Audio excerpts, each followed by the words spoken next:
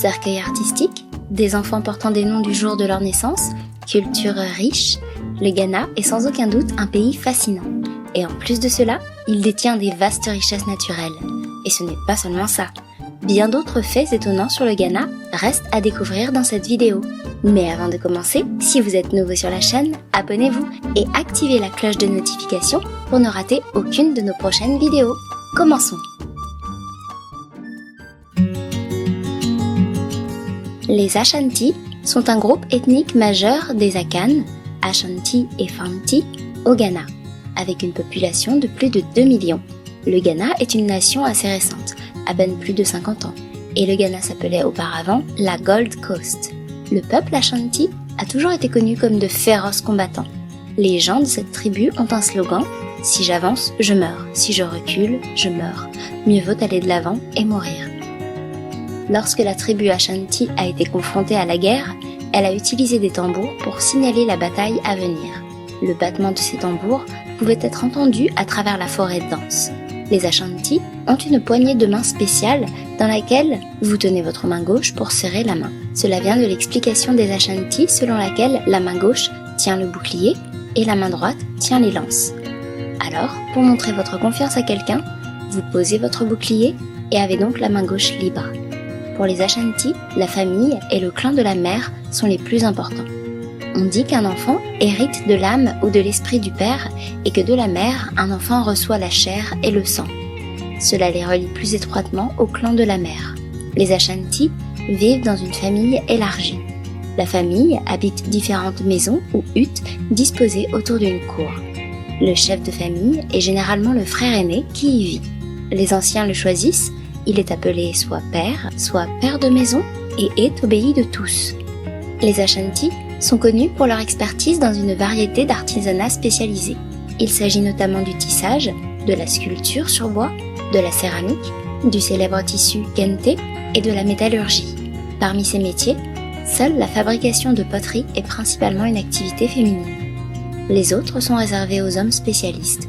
Même dans le cas de la poterie, seuls les hommes sont autorisés à façonner des pots ou des pipes.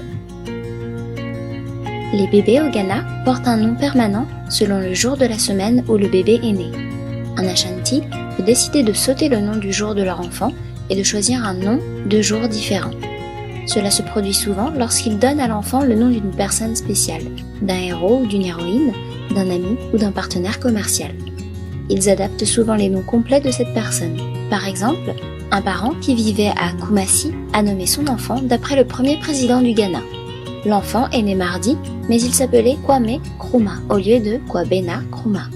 Cette tradition, ou pratique, est courante chez les Ashanti du Ghana. Les autres noms donnés au bébé reflètent les croyances, les souhaits ou les préférences des parents. Le bébé n'a pas son mot à dire dans cette affaire. Cependant, lorsque l'enfant grandit, il ou elle peut décider de rejeter le nom que les parents lui ont donné et de choisir le sien. Il existe plusieurs façons de donner un nom de famille au bébé. La plus courante est que le père donne son nom de famille au bébé. Comme dit plus haut, le père peut également donner au bébé le nom d'un héros ou d'une héroïne, d'un ami spécial ou d'un partenaire commercial. La plupart des noms donnés au bébé ont un sens. Personne ne choisit un nom qui ne veut rien dire ou qui n'a aucune signification. Parfois, des noms sont donnés par les féticheurs aux parents qui les consultent pour résoudre leurs problèmes d'accouchement. Lorsque leurs problèmes sont résolus, le féticheur donne un nom à l'enfant. Certains pensent ou croient que certains noms, par leur définition, portent en eux la malchance, et bien souvent des malédictions. Les choses peuvent ne pas bien se passer pour ceux qui portent de tels noms. Cependant, il n'est pas tout à fait vrai que tous ceux qui portent de tels noms rencontrent la malchance. Le Ghana est un pays multilingue avec plus de 80 langues ethniques parlées par des personnes de différentes tribus du pays. Cependant, l'anglais est la langue étrangère officielle du Ghana en raison de son histoire de colonisation. L'anglais pour tous les besoins quotidiens, procédures et documents juridiques, administratifs, officiels, éducation et médias. Les langues parlées dans un groupe ethnique ou une tribu sont mutuellement intelligibles avec les langues de tout le pays. Cela signifie qu'une personne née dans la région nord du Ghana, qui parle le Dagbani par exemple, peut comprendre, même si pas complètement, quelqu'un qui parle Frafra, en raison de cette intelligibilité mutuelle. Les langues au Ghana proviennent de divers groupes ethniques qui ont quitté leur foyer d'origine dans le passé pour s'installer au Ghana. Parmi les langues locales du Ghana, il y a par exemple Akan, qui est de loin la langue locale la plus répandue et la plus parlée au Ghana. La langue Akan comprend le Fante, l'Asante Twi et l'Akwapem Twi. Ces langues sont mutuellement intelligibles. En deuxième position, la langue Ewe fait partie du dialecte Kpé, qui serait originaire de la région Volta, Niger, et également parlée au Togo et au Bénin. Principalement parlée dans la région de la Volta, les branches mutuellement intelligibles sont le Tongu, langue du Soga-Kopé, Adidom et des régions proches d'Ada. En troisième position, la Dagabani, qui est parlée par les Dagomba de la région nord du Ghana et est également parlée au Burkina Faso. Au Ghana, la plupart des langues se sont propagées à cause des activités commerciales. En quatrième position, la langue Dangme fait partie des langues Ga-Dangme de la région du Grand Accra. Sa langue sœur est la langue Ga. La langue Ga est la langue que vous entendrez probablement dès que vous atterrirez à l'aéroport d'Accra. C'est la langue locale parlée par les habitants d'Accra. Elle fait partie du dialecte Ga-Adangme qui est parlé dans le sud-est du Ghana. Pour le peuple du Ghana, la mort n'est pas une fin, mais une transition vers le royaume spirituel de leurs ancêtres. En fait, les ancêtres sont à jamais considérés comme des membres de la famille. On pense que si le défunt est correctement honoré, de telles actions garantissent la faveur spirituelle de la famille restée sur terre. C'est ainsi que les Ghanéens sont très fiers de fabriquer des cercueils qui reflètent la vie, les rêves, les passions et le statut des morts, sous forme d'avions, d'animaux, de voitures, de légumes, de fruits, etc. Le Ghana étant l'un des plus grands producteurs de cacao au monde, les familles des zones rurales collectent et économisent leur argent durement gagné pour enterrer les défunts dans des cabosses de cacao faites sur mesure. Les cercueils coûtent jusqu'à $1000, 780 pounds, une somme énorme pour les agriculteurs dont la plupart gagnent moins de $3 par jour. Les cercueils, dans le style d'une Mercedes-Benz, sont populaires et souvent destinés à un homme riche qui possédait la voiture de fabrication allemande, et sa tombe sera creusée pour l'adapter. Pour le cas de fermiers, leur cercueil est dans le style du piment. Il a une signification symbolique qui va bien au-delà de la vie d'agriculteur. La couleur rouge et le piquant représentent la personnalité de cette personne, capricieuse ou dure. La plupart des gens appellent les œuvres d'art des cercueils fantastiques, mais ils sont localement appelés Abedou Adekai, ce qui signifie boîte à proverbes, tout simplement parce qu'il y a une signification symbolique derrière chaque conception. Les avions font également partie des modèles les plus populaires. Construit pour un enfant, le cercueil dans le style d'avion symbolise son voyage réussi vers l'au-delà. Parfois, les membres de la communauté contribuent au coût de la fabrication d'un cercueil. Les conceptions de cercueils ont également suscité l'intérêt d'étudiants en menuiserie en Corée du Sud, en Russie, aux États-Unis et au Danemark, qui sont venus au Ghana pour apprendre le métier. Les menuisiers locaux utilisent souvent de simples outils faits à la main pour poncer le bois et sculpter le bois en forme de cercueil. La société ghanéenne est hiérarchisée. Les gens sont respectés en raison de leur âge, de leur expérience, de leur richesse et ou de leur position. Les personnes âgées sont considérées comme sages et sont respectées. Dans un groupe, on peut toujours voir un traitement préférentiel pour le membre le plus âgé présent. Avec le respect vient la responsabilité et les gens s'attendent à ce que la personne la plus âgée prenne des décisions qui sont dans le meilleur intérêt du groupe. Les coutumes sont souvent transmises par la famille élargie et les chefs coutumiers se voient conférer une autorité historique sur les questions sociales, familiales et foncières. Les relations au sein de la société traditionnelle sont fondées sur l'appartenance à la famille, le statut héréditaire et les croyances ancestrales. Dans la société moderne, les relations sont déterminées par le statut acquis, l'éducation formelle, l'appartenance à des associations professionnelles et la filiation ethnique. Le résultat est que même ceux qui vivent principalement dans les milieux urbains modernes restent liés à la société traditionnelle par le système de parenté et sont tenus aux responsabilités que de telles associations impliquent. Une variation culturelle intéressante chez les Akan, ou les peuples Ashanti et Fanti, est que l'affiliation au sein du clan se fait par le biais des femmes. Les mères ont un statut plus élevé car de leur point de vue, les gens tirent leur sang des mères. De plus, les Ghanéens sont des communicateurs plus directs. Cela signifie qu'ils veillent à ne pas relayer d'informations d'une manière qui pourrait causer des problèmes, qu'il s'agisse de donner de mauvaises nouvelles à quelqu'un, de refuser une invitation, de refuser une demande ou toute autre question du même genre. Les Ghanéens veulent toujours protéger leur visage et celui des autres ainsi que maintenir des relations harmonieuses. La cuisine ghanéenne est un mélange de saveurs indigènes et d'influences extérieures comme européennes et indiennes. La nourriture traditionnelle ghanéenne est caractérisée par la distribution de cultures vivrières avec la prédominance des produits tropicaux comme le maïs, les haricots, le millet, les bananes plantains et le manioc. La plupart des groupes ethniques utilisent ces aliments de manière créative pour préparer des plats appétissants pour leur alimentation. La nourriture du Ghana est aussi diversifiée que sa population, chaque groupe ethnique ayant son propre plat. Des villes côtières aux régions de savane, on peut dénombrer environ 1001 aliments différents qui jonchent le pays tropical. Cependant, certains aliments sont connus pour leur délectabilité et sont communs à presque tous les Ghanéens. Vous trouverez des ragoûts à base de tomates aux saveurs complexes dans tout le Ghana. Les ragoûts contiennent généralement un type de poisson marin ou d'eau douce et sont consommés avec une pâte qui est utilisée pour ramasser le poisson et s'imprégner de la sauce parfumée. La pâte, parfois appelée foufou ou acple, est fabriquée à partir de tout type d'amidon, y compris le manioc, la banane plantain, l'igname, le maïs, le millet, le sorgho, les pommes de terre ou le taro. Un autre aliment de base de la cuisine ghanéenne est le riz jollof, un plat de riz à une seule casserole qui comprend une variété d'épices ghanéennes avec des tomates et du piment. Les cacahuètes sont souvent utilisées pour parfumer les ragoûts et garnir les plats. Vous trouverez également des feuilles de taro et du gombo dans de nombreux plats. La nourriture de rue fait également partie intégrante de la culture ghanéenne. De plus, les Ghanéens divisent leurs aliments en petits déjeuners, déjeuner et dîner, tout comme les Européens. Bien qu'il existe une distinction claire entre les aliments qui peuvent être pris pour le petit déjeuner, le déjeuner et le dîner ne l'ont pas. Ainsi, ce qui peut être pris comme déjeuner peut également être pris comme souper et vice-versa. Les Ghanéens prennent rarement des aliments destinés au petit déjeuner, au dîner ou au déjeuner, mais cela arrive. L'un des textiles les plus somptueusement colorés utilisés pour les vêtements est le tissu kente ghanéen, fabriqué par des tisserands Asante et Ewe.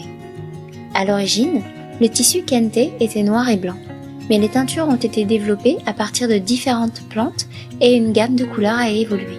Le bleu a été obtenu à partir de la plante indigo, le rouge à partir du bois de cam séché, le brun à partir du tamarin indien et le vert à partir des feuilles d'épinards bouillies. Avec l'augmentation du commerce, les soies et les cotons importés ont été démêlés pour étendre la gamme de couleurs. Les couleurs transmettent l'humeur, les nuances sombres étant associées au chagrin et utilisées pour les cérémonies de deuil, tandis que les nuances plus claires sont associées au bonheur. La signification symbolique du kente se situe dans les motifs. L'éléphant signifie la royauté, le scorpion l'amertume. Les couleurs du drapeau national ghanéen, rouge, jaune, vert et noir, sont populaires dans les vêtements modernes. Dans le tissu de cérémonie asante ou achante, tissé à la main, que vous pouvez voir sur la gauche, les couleurs rappellent aux Ghanéens leur identité nationale. Mais à l'intérieur du tissu, elles créent un sens dynamique de mouvement spatial. Les carrés jaune-orangé avancent et, en tant que ton le plus clair, le jaune scintille contre les noirs foncés, tandis que les formes en zigzag, rouges et vertes, se font concurrence. La prédominance des formes angulaires crée des rythmes saccadés, ce qui rend le tissu adapté à une utilisation dans des cérémonies caractérisées par des battements de tambour répétitifs et une danse vigoureuse. Un modèle reposant serait complètement déplacé dans des performances qui se construisent en crescendo dramatique. Lorsqu'ils sont portés par les dirigeants, les tissus brillants attirent l'attention visuelle, soutenant le concept d'autorité. L'or jaune dans le tissu est invariablement répété dans les insignes d'or portés par la règle. La musique est une partie essentielle de la culture au Ghana, qui a des composants à la fois culturels et historiques. Comme dans toute culture, la musique a un rôle clé dans la vie quotidienne, mais aussi dans le contexte culturel. Le tambour est une partie essentielle de la culture et transporte des histoires ainsi que des traditions. Surtout lors d'occasions festives, les batteurs ont un rôle important et sont une partie importante des célébrations. L'ère coloniale a eu une influence sur le développement de la musique. Ainsi, les musiques du Ghana et du Nigeria se ressemblent plus que la musique du Ghana et de la Côte d'Ivoire voisine. Un autre facteur qui a considérablement modifié la musique est le processus d'acculturation et l'activité de l'Église. La prédication a été faite contre la culture africaine et la culture du Nord global a été soulignée. Cela s'accompagnait d'un rejet de la musique locale, le tambour était décrit comme un comportement païen. Cela a entraîné un mélange de la musique originale avec celle du Nord global et ainsi la musique traditionnelle a beaucoup changé. Les Ghanéens ont développé leur propre style de musique qui reflète le rythme traditionnel, bien connu et familier. Ils ont joué sur des instruments de musique du Nord global. L'un des styles de musique moderne qui a émergé au Ghana est le High Life. High Life a été créé par la fusion de la musique du Nord global et de la musique traditionnelle au Ghana et consiste en un mélange de jazz et de différents styles de musique africaine. Cette musique était jouée dans les clubs et les bars de la haute société, d'où le nom High Life probablement. Le High Life est considéré comme l'origine de l'afrobeat, qui est un mélange de funk et de jazz et est souvent accompagné de percussions. Outre la musique plus traditionnelle, il existe également une variété de styles de musique moderne, qui façonnent essentiellement la vie quotidienne des Ghanéens.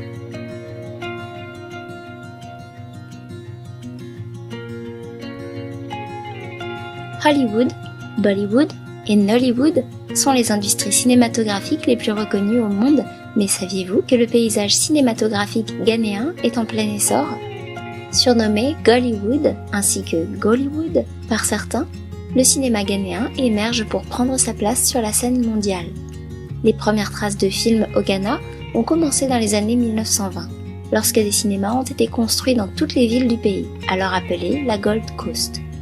La nouvelle forme de divertissement n'était à l'origine disponible que pour la classe supérieure du pays. Mais dans les années 1940, les dirigeants ont remarqué l'influence du film sur ses téléspectateurs. C'est alors que la Gold Coast Film Unit a été créée. De petits cinémas logés dans des bus ont commencé à fleurir dans tout le pays où des documentaires, des actualités et des informations gouvernementales ont été montrés au public. La société cinématographique a également fait la promotion de films pour encourager les développements dans les domaines de la santé, de la vie et de la coopération humaine. Des décennies plus tard, le cinéma ghanéen continue d'être un acteur majeur du cinéma africain. Des centaines de films populaires sont produits chaque année, dont le classique de 2018, L'enterrement de Kojo, et l'histoire d'amour intemporelle, Silver Rain. Les sociétés cinématographiques internationales commencent à prendre note du paysage cinématographique ghanéen, ce qui était évident avec Beast of No Nation, un film Netflix tourné au Ghana et mettant en vedette Idris Elba.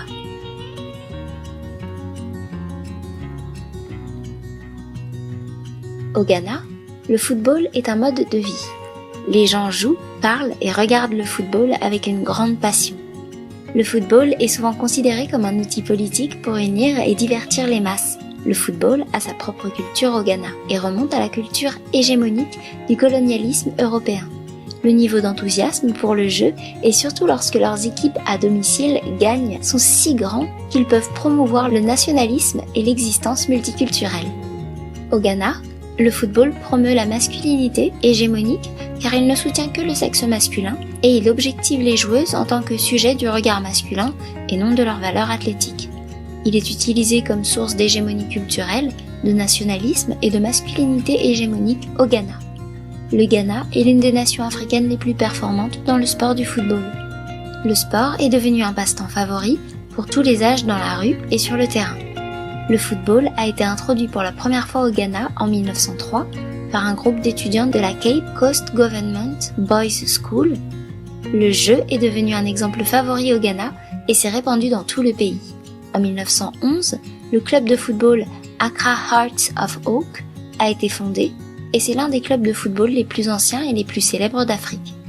Lors de la Coupe du Monde de la FIFA 2010, le Ghana était le seul pays africain à avoir atteint les quarts de finale et le troisième pays africain à en faire le quart de finale de l'histoire de la FIFA. Le football est devenu plus ouvert aux femmes au cours des dernières décennies. Le Ghana a créé son équipe nationale de football féminin en 1989. Cependant, le football féminin n'a pas connu le même enthousiasme que le football masculin au Ghana. C'est peut-être l'héritage du colonialisme britannique et de leur hégémonie culturelle. Les femmes ne sont pas encouragées à jouer au football car le football est considéré comme un sport très masculin et il n'est pas approprié pour les femmes. la société ghanéenne d'aujourd'hui a accepté la masculinité hégémonique que les Britanniques y installent. Les rôles des femmes dans la société sont subordonnés aux hommes. Merci d'avoir écouté. N'hésitez pas à vous abonner pour obtenir d'autres sujets étonnants.